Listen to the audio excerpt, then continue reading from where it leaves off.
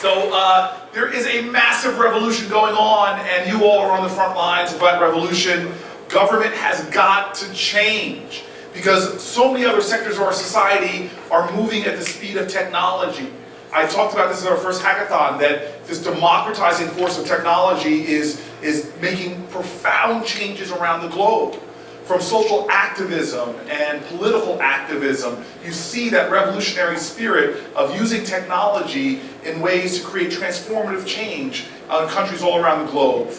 I remember talking to Mark Zuckerberg, for example, about what the FARC was doing or people dealing with FARC were doing in places in South America. I've talked to people who have used social media in the Arab Spring. It's amazing how that is a democratizing force. But things that excite me here locally is when I see the democratization of capital, where you used to have to supplicate yourself before banks in order to get access to capital. But now with Kiva and Kickstarter and companies like that, they're democratizing access to capital, empowering entrepreneurs and artists all around the globe.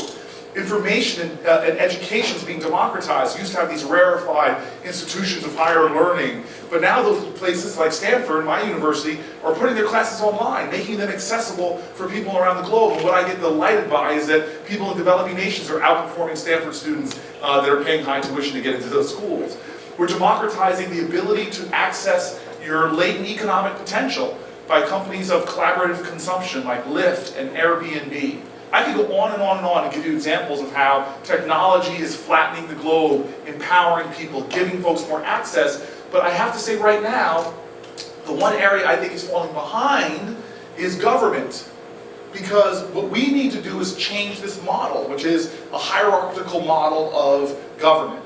I just saw my friend Gavin Newsom recently, the lieutenant governor in California, and we were talking about a book he just wrote where he really starts to challenge that old hierarchical model and say that we need to go from hierarchical government or e-government to we government. That ultimately we need to take, in my opinion, and I say this all the time, us back from being consumers, going online, buying something, to being citizens, to using the technology that's at our fingertips and our smartphones or our laptops to begin to participate in democracy in a new and exciting way. And move in a way from e-government to what many of us call we government. And I do this already with my Twitter feed. When people used to drive, and I was one of those people, drive to work, and you see a problem, well, these lights are off sync, or there's a pothole over there, you just drive by.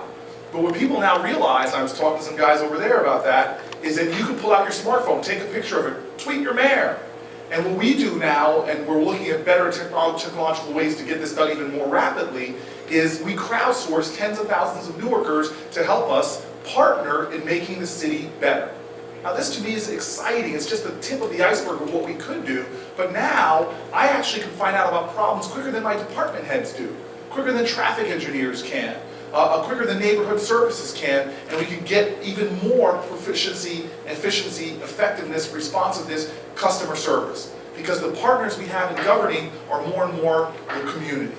And so what excites me about what you all are here today is every city, every county, every state around the country has a website.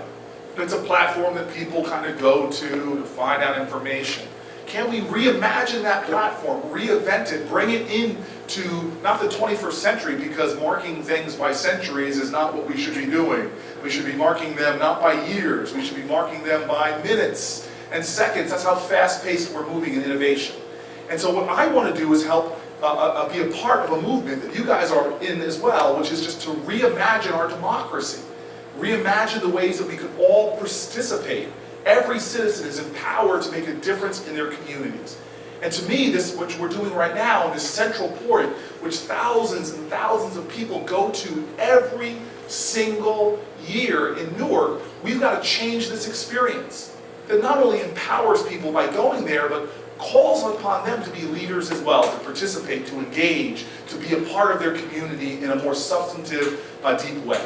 And so I'm just really excited that you all have come to the fore to get involved in this. Many of you, as I went around and talked, are already involved in what I called earlier this great revolution in America about using technology to embolden our democracy. And I just want to say thank you to everybody. I'm excited about hacking our city website, about hacking local government. Heck, let's hack the federal government too while we're at it. Not in the negative way, don't get me in trouble. Please don't get me in trouble. But in the way that is righteous and the way that's going to make lives better for every single person. So thank you very much, everybody.